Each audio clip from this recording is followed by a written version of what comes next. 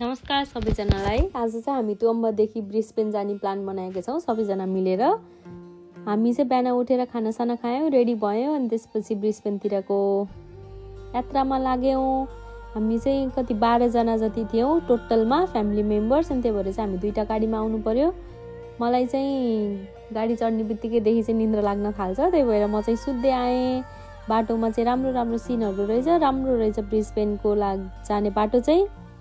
अरूहरू चाहिँ हेर्दै जानुभयो रहेछ, म चाहिँ निदाएँ। अनि त्यसपछि चाहिँ अङ्कलहरू चाहिँ अलिक पछाडि हुनुभएको भएर चाहिँ हामी चाहिँ अलि अगाडि पुगेको थियौँ। त्यही भएर अङ्कलहरूलाई कुरेर गाडीमै बस्नुभन्दा पनि हामी चाहिँ एक्सप्लोर गरौँ न त ब्रिस्बेन कस्तो रहेछ एकछिन भए पनि भनेर मौकामा चौका हानेर एकछिन डुल्न हिँड्यौँ। सबैजना कता कता छरप्रष्ट भएर हिँडिरहेछौँ। यहाँ चाहिँ हामी 2 जना छौँ, हामी हिँड्दैछौँ। अनि अग्ला घरहरू हेरेर टुवा परिरहेछौँ। ब्रिस्बेन पहिलोचोटि आएको, त्यही भएर पनि रमाइलो लाग्यो होला। हामी रमाउँदै हिँड्दैछौँ। आमामामा घर त कडै रहेछ त।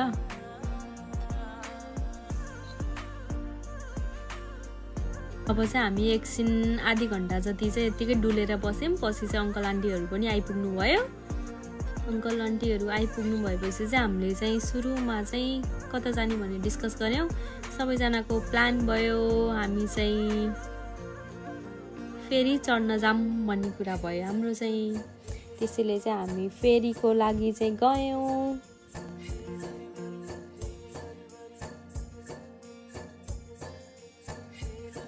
अब चाहिँ हामी सबैजना जाँदैछौँ फेरी चढ्नको लागि। अङ्कल अगाडि हामी पछाडि अङ्कललाई फलो गर्दै अब चाहिँ हामी फेरी चढिसक्यौँ।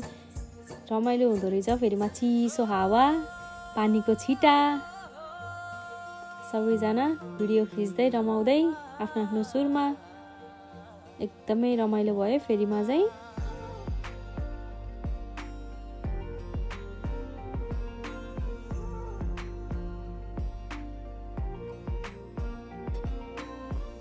कति राम्रो सिन देखेको।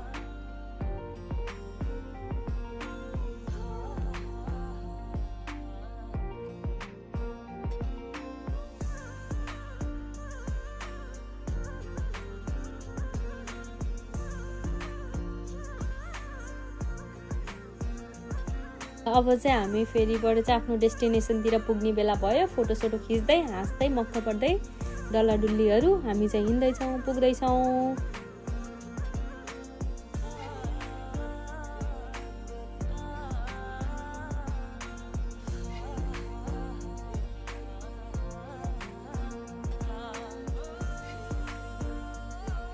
हामी चाहिँ पानीको आनन्द लिँदै, हावाको आनन्द लिँदै, हावाको बेगमा हामी डुब्दै हिँडिरहेछौँ। अब चाहिँ हामी आयौँ। हामी एउटा साइडमा होचा, अर्को साइडमा अग्ला गरेर मिलेर बसेका छौँ।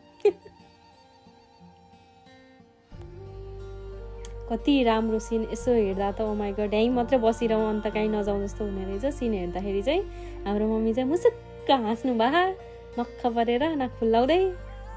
अनि त्यसपछि नानीहरूलाई चाहिँ हामीलाई भोक लाग्यो, आइसक्रिम खान्छौँ भन्न थाले। नानीहरू चाहिँ आइसक्रिम लिनलाई उता लाइनमा बसिरहन्। हामी चाहिँ यतिकै डुल्दै फोटो खिच्दै गर्दै बसिरहेछौँ।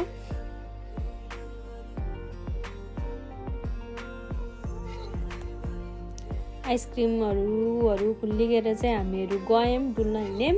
पार्क चाहिँ हामी चाहिँ त्यहाँ नजिकै चाहिँ एउटा पार्क रहेछ, त्यहाँ चाहिँ एकदमै राम्रो हिँड्नलाई, रमाइलो गर्नलाई चाहिँ एकदमै आनन्द आउनेवाला पार्क।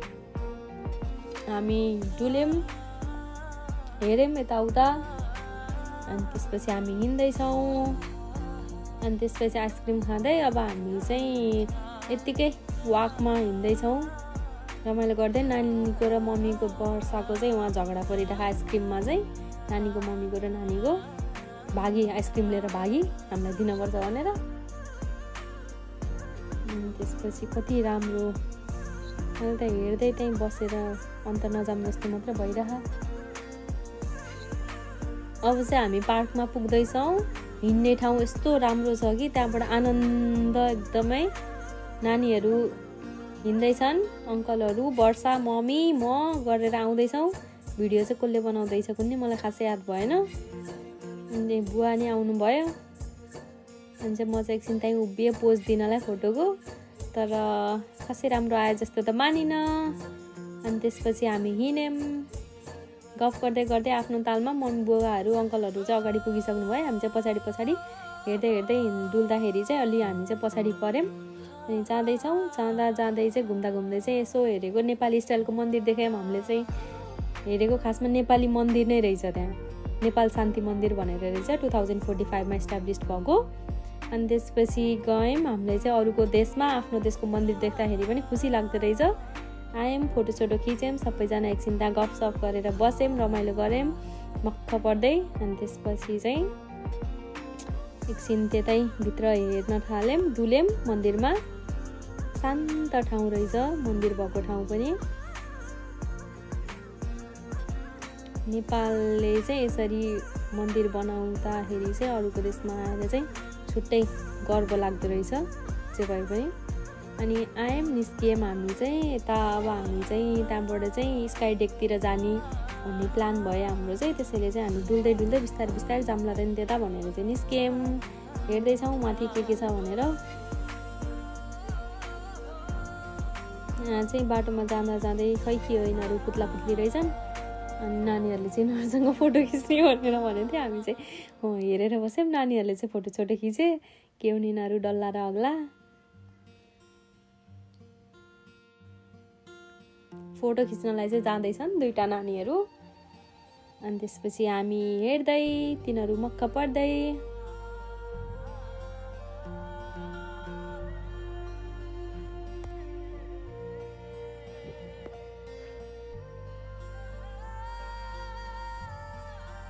अब हामी लाग्यौँ, त्यहाँ चाहिँ ब्रिस्बेन लेखेको रहेछ, त्यहाँमा चाहिँ फोटो खिचौँ न त नि भनेर हामी चाहिँ गयौँ। मान्छेहरूको चाहिँ भिड टन्नै थियो, त्यही भएर चाहिँ भिडलाई छिचोल्दै हिँड्नु परेछ। हामी चाहिँ त्यहाँ चाहिँ एकदमै धेरै भिड लाग्ने रहेछ मान्छेहरूको चाहिँ, किनकि गेमहरू पनि भइरहेको रहेछ त्यहाँ चाहिँ खासमा। अनि त्यही भएर चाहिँ cycle festival, I think cycle festival रहेछ कि त्यहाँ चाहिँ। अनि हामी चाहिँ त्यहाँ फोटोसोटो खिच्यौँ सबैजना फ्यामिली मेम्बर भएर। नानीहरू चाहिँ आफ्नै सुरमा खेल्दैछन्, गर्दैछन्, रमाउँदैछन्। अनि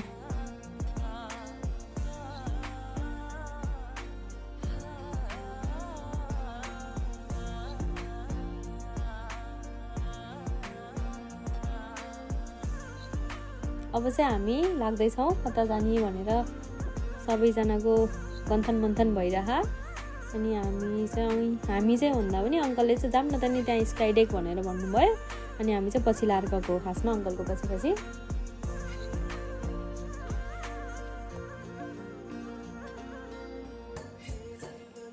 माथिबाट हेर्दा पनि आनन्द आउने,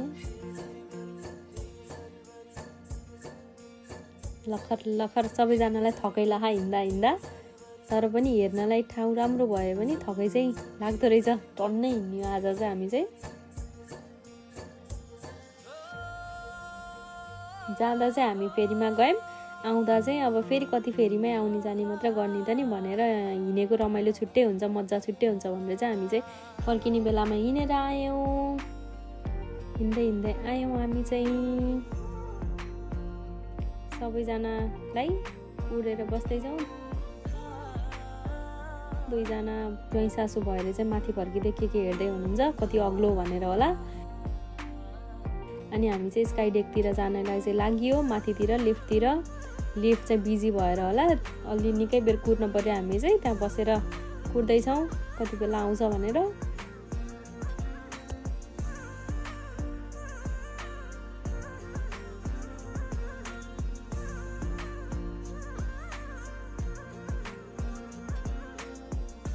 ल हामी चाहिँ भित्र अब छिर्यौँ। अनि त्यसपछि माथि गयौँ। माथि गएपछि चाहिँ हामी कति 23rd फ्लोरमा जस्तो लाग्यो मलाई चाहिँ, खासै याद भएन।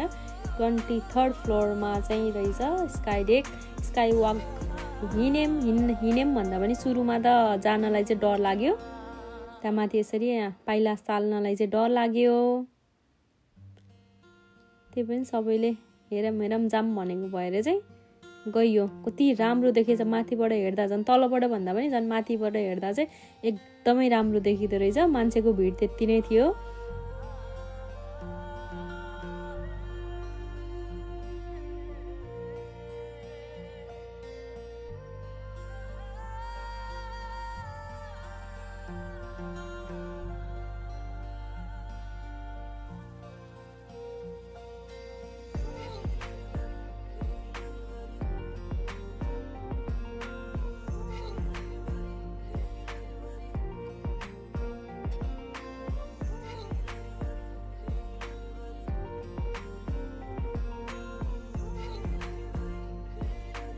त्यो चाहिँ धेरै माथि भएको भएर चाहिँ माथिबाट तल हेर्दाखेरि चाहिँ एकदमै डर लाग्ने रहेछ मलाई चाहिँ डर लाग्थ्यो अरूलाई त्यति धेरै थाहा भएन मलाई चाहिँ डर लाग्थ्यो अनि त्यसपछि सबैजना त्यहाँ जहाँ चढ्दै बाहिर निस्किँदै गरिरहेको थिएँ डराइरहेको थिएँ माथिबाट खस्यो भने त तल झ्याम्मै हामफाले झ्याम्मै परिन्छ होला नानीले चाहिँ मलाई आन्टी आउनु आउनु डराउनु पर्दैन भन्दै हात तानिरहेको थियो दुईजना भएर चाहिँ मलाई चाहिँ डर लाग्थ्यो माथि जानलाई तर पनि गएरै छोडेँ अलिक कुनामा गएर बसेँ तल गाडीहरू हेर्दाखेरि त सिरिङ्ग हुने रहेछ अनि त्यसपछि डराउँदै रमाउँदै हेर्दै भ्यूहरू हेर्दै इन्जोय गर्दै हामी चाहिँ एकछिन त्यहीँ टाइम स्पेन्ड गऱ्यौँ रमायौँ अनि त्यसपछि चाहिँ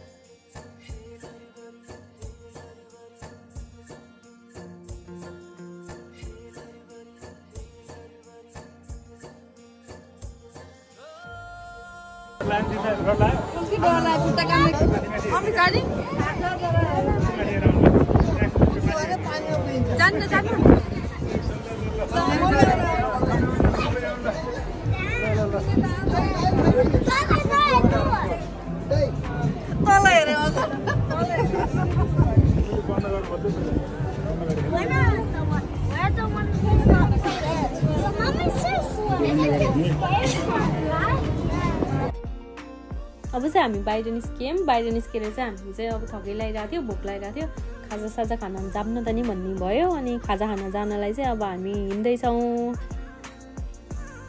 हामी चाहिँ पछाडि थियौँ अनि लिडरहरू अगाडि हुनुहुन्छ मम्मी बुवाहरू अङ्कल आन्टीहरू अनि त्यसपछि हामी चाहिँ नेपाली रेस्टुरेन्टमा खाजा खान जाने भनेर मक्ख परेर नाक फुल्लाउँदै बसिरहौँ पछाडि दुःख भए पनि थक लाए पनि खाजा खाने भनेपछि मक्ख पर्दै हिँडिरहौँ हामी चाहिँ अनि हिँड्यौँ यति धेरै हिँड्यौँ कि दुईवटा नानीहरूलाई थकै लाएर बाटोमै बस्नु पर्यो तिनीहरू एकछिन बसेँ अनि त्यसपछि हिँड्दैछौँ मक्ख परेर हिँड्दैछौँ अब कहाँ लानुहुन्छ नि त खाजा खान भनेको लास्टमा हामीलाई म्याकमा पुर्याइदिनु भयो भोक लागेको बेलामा त्यही पनि ठिकै छ भनेर गइयो यस्तो भोक लाग्थ्यो कि जे दिए पनि खाने यस्तो थियो त्यति बेला चाहिँ सिचुएसन अनि गयौँ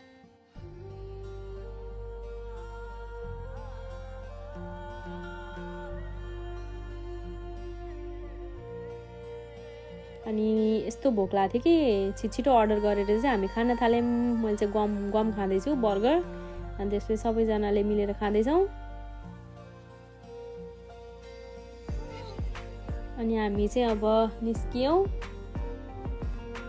अब जाँदैछौँ भोलिको यात्रा भन्दा पनि बेलुकाको यात्रा हाम्रो गोल्ड कोस्टतिरको हुन्छ त्यसैले बाई बाई भोलि भेटौँला।